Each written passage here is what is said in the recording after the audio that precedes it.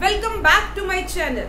आज हम स्टार्ट करने वाले हैं क्लास 11th का पहला chapter which is the system of units. Okay, so name of the chapter is system of units. Dear students, अभी तक आप जूनियर क्लासेस में कुछ नॉलेज यूनिट्स की ले चुके हैं। आप सबको पता है कि जब हम किसी भी लेंथ को मेजर करते हैं तो in that case we measure it in meter. अगर आप मास को मेजर करते हैं तो you measure it in kilogram, and similarly for measuring the time you use the unit second. And और भी बहुत सारी ऐसी क्वांटिटीज हैं जिनको मेजर करने के लिए we need a unit.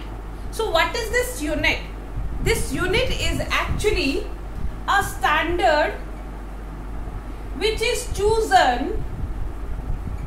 to represent any physical quantity, right? So unit क्या है? Unit is a standard which is chosen to represent any physical quantity. किसी भी physical quantity को अगर आपको measure करना है तो you need a unit, और उस यूनिट को किसी स्टैंडर्ड से कंपेयर किया जाता है, right? Which is not in your syllabus to understand कि मास आपने कौन सी फिजिकल क्वांटिटी से लिया था, लेंथ के लिए आपने कौन से पर्टिकुलर डिस्टेंसेस मेजर किए थे। टिल नाउ आप सबको सिर्फ इतना जानने की जरूरत है कि जो लेंथ है वो मीटर में मेजर होती है, मास मेजर होता है किलोग्राम में, एंड टाइम मेजर होता है सेकेंड में, and so on. We will discuss about the various physical quantity. Now here मैं बार बार एक वर्ड यूज कर रही हूँ, फिजिकल क्वांटिटी। अब ये फिजिकल क्वांटिटी क्या चीज है? देखो, फिजिकल क्वांटिटी आप सबको पता है कि जो फिजिक्स है, physics is the science of nature, है ना? Nature and natural phenomena. इस लाइफ में इतने सारे फिनोमिनास हैं, जैसे चलना, है ना, मेजरमेंट्स करना, डोर बनाना, बेड्स बनाना, रूम बनाना, इस तरह से इतने ज़्यादा नेचुरल फिनोमिनास हैं। इन सब के लिए हमें फिजिक्स की नॉलेज का होना बहुत ज़रूरी है। And most of the important thing is कि हमें उन चीज़ों की मेजरमेंट्स करना बहुत ज़रूरी है, और उसकी मेजरमेंट्स करने के लिए हमें कुछ स्टैंडर्ड वैल्यूज़ का पता होना ज़रूरी है जिसकी हेल्प से हम मेजर कर सकें, ठीक है ना? और वो स्टैंडर्ड वैल्यू होती है यूनिट, राइट? तो किसी भी फिजिकल क्वांटिटी का मतलब है any quantity which can be measure. अब आप लाइफ में किन किन चीज़ों को मेजर कर सकते हो? आप लेंथ को मेजर कर सकते हो, मास को मेजर कर सकते हो, स्पीड को मेजर कर सकते हो, एक्सेलरेशन को मेजर कर सकते हो, anything you can see, you can relate to your life कि आप कितनी ऐसी चीज़ें हैं जिनको आप मेजर कर सकते हो। तो जिन क्वांटिटी को आप मेजर कर सकते हो उन्हें हम बोलते हैं फिजिकल क्वांटिटी। और अगर आपको मेजरिंग प्रोसेस कैसे लिखेंगे किसी भी फिजिकल क्वांटिटी को? Let that is represented by Q, and any physical quantity is represented as NU। यहाँ पर N क्या है? N इज द मैग्नीट्यूड, और हम इसे कह सकते हैं the numerical value to represent any physical quantity. And what is U here? U is the unit or the standard chosen to represent the physical quantity. For example, जैसे हम कह रहे हैं कि आप लोगों ने एक टेबल कंस्ट्रक्ट कराना है, ठीक है? उस टेबल की लेंथ होनी चाहिए सपोज 5 मीटर। रेंडमली हम चूज कर लेते हैं वर्ड 5 मीटर। तो आप कैसे लिखोगे उस फिजिकल क्वांटिटी को? You will write it as length is equal to 5 meter, right? Now this length is the physical quantity जिसको चूज करने के लिए you represent it in terms of NU। N मतलब न्यूमेरिकल वैल्यू एंड N मतलब unit. तो किसी भी quantity को रिप्रेजेंट कैसे करते हैं? Q is equal to NU। आप कभी ऐसे तो नहीं कहते ना कि हाँ जी पे टेबल बनाना है, टेबल की लेंथ होनी चाहिए 5 व्हाट? 5 मीटर या किलोमीटर या व्हाटएवर। तो you need to be define a standard chosen to a unit, ताकि आप उस पर्टिकुलर इंस्ट्रूमेंट की या उस पर्टिकुलर चीज की आप मेजरमेंट्स कर सको, ठीक है। तो इसलिए हमें यूनिट का जानना बहुत ज्यादा जरूरी है। अब दूसरा पॉइंट क्या आता है कि we can represent a physical quantity as Q is equal to mu। अगर हमारे पास डिफरेंट सिस्टम ऑफ यूनिट्स होते हैं, हम लोग ऑलरेडी पढ़ चुके हैं जूनियर क्लासेस में कि मीटर होता है, सेंटीमीटर होता है, किलोग्राम, ग्राम, सेकेंड, मिनट, आवर्स, बहुत सारे ऐसे सिस्टम ऑफ यूनिट्स होते हैं, ठीक है, जिसको हम स्पेसिफाई करेंगे अभी। तो अगर आप एक सिस्टम से दूसरे सिस्टम में शिफ्ट करते हो, ठीक है, तो उसकी जो एक्चुअल वैल्यू वो तो चेंज नहीं होती ना। फॉर एग्जाम्पल अगर मैं इस क्वांटिटी को लिखूं N1U1 is equal to N2U2, तो ये क्वांटिटी का जो मेजरमेंट है वो तो सेम रहेगा ना। सपोज मैंने बोला कि 5 मीटर लेंथ है, ठीक, मीटर एक सिस्टम ऑफ यूनिट है और सेंटीमीटर दूसरा सिस्टम ऑफ यूनिट है। और अगर मैं इसको यूं लिखूं Q is equal to, Q means length is equal to 5 meter, या मैं इसको जब सेंटीमीटर में लिखूंगी तो we know that 1 metre is equal to 100 centimeter. तो मैं इसको यहाँ लिख सकती हूँ 5 into 100 centimeter which is equal to 500 centimeter. बात तो एक ही है ना, चाहे आप 5 मीटर लिखो चाहे आप 500 सेंटीमीटर लिखो, देयर इज नो डिफरेंस।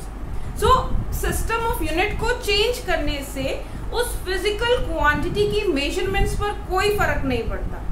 इसलिए हम इन जनरल किसी भी फिजिकल क्वांटिटी को कैसे रिप्रेजेंट करते हैं, Q is equal to NU। तो अभी हमने छोटा सा कॉन्सेप्ट पढ़ा कि एक सिस्टम यूनिट्स की जरूरत क्यों पड़ती है और उस यूनिट को एक्सप्रेस करना है, किसी भी फिजिकल क्वांटिटी को अगर एक्सप्रेस करना है तो हम किस तरह से एक्सप्रेस करते हैं, ठीक है। Now we will discuss about the various system of units. Basically हमारे पास दो सिस्टम ऑफ यूनिट्स होते हैं। The one is fundamental unit and second one is derived units, ठीक है। Let us write it. There are two system of units, fundamental units and दूसरा है derived units, ठीक। देखो फंडामेंटल का मतलब क्या होता है? यस, फंडामेंटल का मीनिंग होता है बेसिक, जो बिल्कुल ही बेस है। तो फंडामेंटल यूनिट्स का मतलब हुआ फिजिकल क्वांटिटीज का बेस।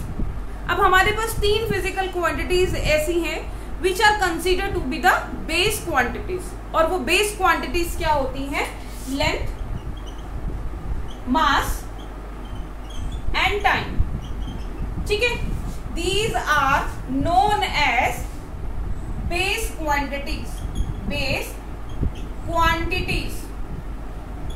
और इन बेस क्वांटिटीज को मेजर करने के लिए हम जो यूनिट्स यूज करते हैं उन्हें हम बोलते हैं फंडामेंटल यूनिट्स, ठीक है। So we know that length किस में मेजर करते हैं? लेंथ मेजर करते हैं मीटर में, मास मेजर करते हैं किलोग्राम में, एंड टाइम मेजर करते हैं सेकंड में। These are actually the standard units which are used to measure the fundamental physical quantities. So that is why these units are known as fundamental units, right? अब बात करते हैं derive unit। जैसे कि ये नेम एक्सप्लेन करता है, derive मतलब आपने derive किया है with the help of smaller units। मतलब अगर आप कोई एक बड़ी चीज को छोटी चीज में से निकाल कर लाते हो, राइट। जैसे अगर आप एक बड़ा फॉर्मूला डिराइव करना होता है तो आप छोटे छोटे मैथ्स के स्टेप्स करते हो, तो आप बोलते हो कि हमने उस फॉर्मूला को डिराइव किया है। सिमिलरली अगर आप बिगर यूनिट्स, किसी और फिजिकल क्वांटिटी के यूनिट्स को आप इन फंडामेंटल यूनिट्स की हेल्प से डिराइव करते हो, तो वो जो यूनिट्स ऑब्टेन होंगे उन्हें हम बोलेंगे derived units. Let us see, for example, very simple, which is speed. आप लोग 9th में पढ़ते हो स्पीड के बारे में, तो स्पीड का फॉर्मूला क्या होता है? Speed is equal to distance upon time, right. Now we measure the distance. किस तरह मेजर करते हैं? Distance is measured in meter, ठीक है। सो मीटर और टाइम को किस में मेजर करते हैं? सेकंड में। तो स्पीड का यूनिट क्या हो जाएगा? Metre per second. अब हमने स्पीड का यूनिट कैसे डिराइव किया? हमने स्पीड का यूनिट डिराइव किया by using these fundamental units, ठीक है। तो इसलिए जो स्पीड का यूनिट होगा मीटर पर सेकंड, वो एक डिराइव्ड यूनिट कहलाया जाएगा। सिमिलरली हम कुछ और भी डिराइव यूनिट्स की बात कर सकते हैं फॉर द बेसिक कॉन्सेप्ट। जैसे कि स्पीड के बाद आप क्या पढ़ते हो? एक्सेलरेशन, है ना। स्पीड और वेलोसिटी दोनों के यूनिट सेम होते हैं। स्पीड और वेलोसिटी दोनों के यूनिट्स सेम होते हैं। एक्सेलरेशन का फॉर्मूला आप सबको पता है कि that is change in velocity upon time. तो चेंज इन वेलोसिटी किस में मेजर होती है? यस, अभी हमने निकाला मीटर पर सेकंड में। तो we write here meter upon second. और टाइम किस में मेजर होता है? सेकंड में। ये सेकंड जब नीचे आएगा तो ये बन जाएगा meter upon second square, right. तो ये क्या बना? इसका यूनिट क्या बना? Metre per second square, right. तो इस तरह से हमने एक्सेलरेशन का भी एक डिराइव यूनिट निकाल दिया। सिमिलरली अगर आप बात करते हो फोर्स की, ठीक है, तो फोर्स का यूनिट फॉर्मूला क्या होता है? Force is equal to mass into acceleration, right. तो mass is measured in kilogram, acceleration is metre per second square. So this is the derived unit for force. So similarly we can derive so many formulas for the different physical quantities. I hope आप लोग अभी fundamental and basic, fundamental और basic and second था हमारे पास derive, दोनों units के बारे में अच्छे से समझ चुके हैं. फंडामेंटल हुआ हमारे पास जो बेसिक क्वांटिटीज को रिप्रेजेंट करने के लिए यूनिट यूज होगा उसे हम बोलेंगे फंडामेंटल यूनिट्स, और जो यूनिट्स डिराइव किए जाएंगे with the help of fundamental units उनको हम बोलेंगे डिराइव यूनिट्स. उसके बाद हमारे पास आता है next different system of units. अब डिफरेंट सिस्टम ऑफ यूनिट्स क्या थे? अभी हमने दो पढ़े, फंडामेंटल यूनिट और डिराइव्ड यूनिट्स, लेकिन ये तो थे इनका बेसिक कॉन्सेप्ट. अब आप नॉर्मली इन जनरल जब आप सिस्टम कौन कौन से यूज करते हो, आप मेजर कर रहे हो मीटर में या सेंटीमीटर में, है ना. तो बेस्ड ऑन दैट हमारे पास बेसिकली 3 सिस्टम ऑफ यूनिट्स होते हैं. देखते हैं वो कौन कौन से हैं. Yes, that is system of units. 3 तरह के हैं. पहला is MKS, M.K.S. Second is CGS and third is FPS. ठीक है. Now what does this MKS denotes? M denotes meter, K denotes kilogram and S denote second. Similarly CGS, C denotes for centimeter, G denotes for gram and S denote for second. आप देख सकते हैं इसमें MK system of unit हो या CGS system of unit हो, second is the standard unit. ठीक है, सेकेंड नहीं चेंज हो रहा. Metre is being changed into centimetre, kilogram is being changed to gram, but second remain the same. And the third system of unit is F for the foot, P for pound and S for again second, foot, pound and second system of units. ये तो जो system of units हैं, इन 2 system of units को हम matric और decimal system of unit भी कहते हैं. क्या कहते हैं? मैट्रिक और डेसिमल सिस्टम ऑफ यूनिट. क्यों कहा जाता है? समटाइम्स क्वेश्चन आता है कि why we call MKS and CGS system of unit as the metric और डेसिमल सिस्टम. बेसिकली ये ऐसे 2 सिस्टम्स हैं जिनमें कन्वर्जन के लिए 10 की पार्ट्स की रिक्वायरमेंट होती है. वेरी सिंपल एग्जांपल, अगर हम मीटर और सेंटीमीटर की बात करते हैं तो 1 metre is equal to 100 centimetre, right. तो इसको हम कैसे लिख सकते हैं? 10⁻² centimetre 1 metre. Either we are going to convert meter into centimeter और we are converting centimetre to metre. अगर आप सेंटीमीटर में निकालोगे तो 1 centimetre is equal to 10⁻⁻2 metre. For both these conversions, we need the powers of 10. Similarly, if we are talking about kilogram and gram, again the same case, 1 kilogram is equal to 1000 gram or 10⁻³ gram. Means अगर आप kilogram को ग्राम में convert करते हो तो again you need the powers of 10. So that is why these two system of units are basically known as the metric system or the decimal system. तीसरा जो system of unit है foot pound system, ये consider नहीं किया जाता। We basically deal with these two systems only. ये इसलिए नहीं यूज किया जाता बिकॉज इनकी conversions need a too many large powers, ठीक है, तो इसकी वजह से कैलकुलेशन थोड़ा क्लमजी हो जाती है एंड डिफिकल्ट टू कैलकुलेट। इसलिए we normally deal with this two system of units, that is the MKS system and CGS system. इन दोनों सिस्टम ऑफ यूनिट्स के बाद एक नया सिस्टम आया which is known as SI unit. SI unit एक तरह से हमारा इंटरनेशनल एक्सेप्टेंस लेवल था, बिकॉज जो हमारे पास ये एमकेएस सिस्टम था, इसके जो यूनिट्स हैं ये सिर्फ अगर हम देखें तो वो मैकेनिक्स में ही काम आते थे, मैकेनिक्स में ही काम आते थे। लेकिन बाकी system of mechanics, we know that, देखो मैकेनिक्स क्या है, मतलब वी नो दैट फिजिक्स की बहुत सारी ब्रांचेस हैं, जैसे इलेक्ट्रिसिटी हो गई, मैकेनिक्स हो गई, ऑप्टिक्स हो गई, there are lots of branches of physics. तो एमकेएस सिस्टम जो है वो कन्फाइंड था only the mechanical branch of the physics only. और अगर आपको दूसरी ब्रांच में शिफ्ट करना है तो उसके लिए फिर हमें या तो उसको डेराइव करना पड़ता था, या हमें और भी चीजें हैं देखिए डेराइव करना है, या समटाइम्स उसके यूनिट फाइंड आउट करना मुश्किल था। तो इसलिए एक कॉमन सिस्टम ऑफ यूनिट बनाया गया जिसे बोलते हैं एसआई सिस्टम ऑफ यूनिट, जो इंटरनेशनल लेवल पर एक्सेप्ट किया गया। वो सिस्टम ऑफ यूनिट बेसिकली क्या है, let us discuss that. Till that हमने सिस्टम ऑफ यूनिट्स किए, MKS, CGS and foot pound system. Foot pound second was not considered, only MKS and CGS is considered. So MKS means meter kilogram second, CGS means centimeter gram and second. Note it down, and we'll start with the another part which is the SI system of units. Right.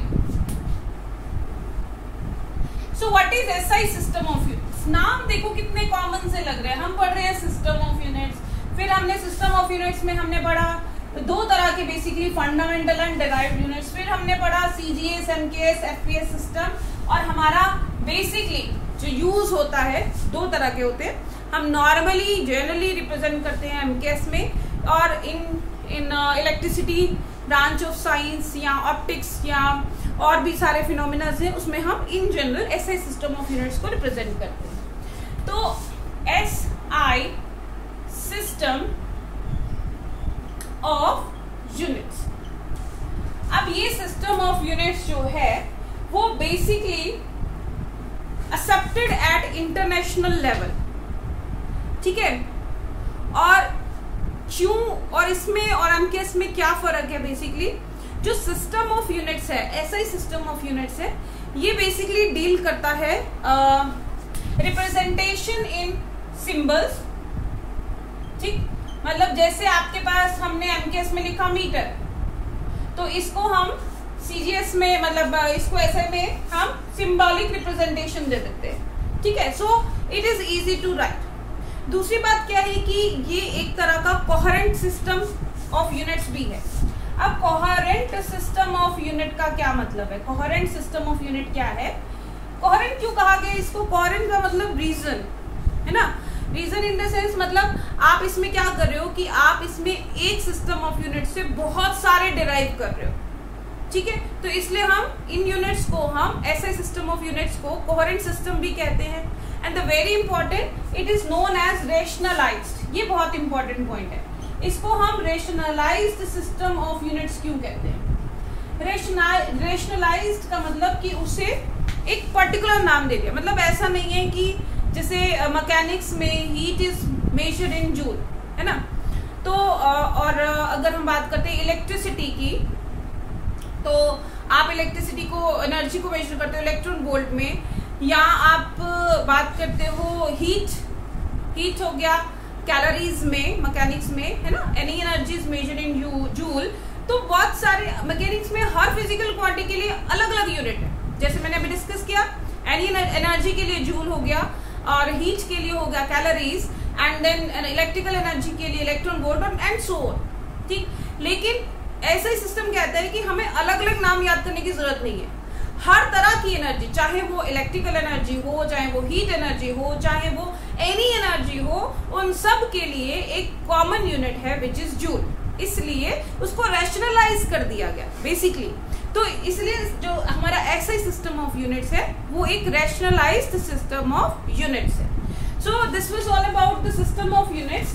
आज in the next video we will discuss about the very important topic. हमारा chapter है dimension analysis, which is very important to understand and do practice of the numericals also। मैं सभी कोशिश करूंगी कि all the numericals to be covered in that video, और क्योंकि उसकी need throughout the physics में हमें रहेगी। So for that video do watch my next chapter video, that is the dimension analysis. Thank you and have a nice day.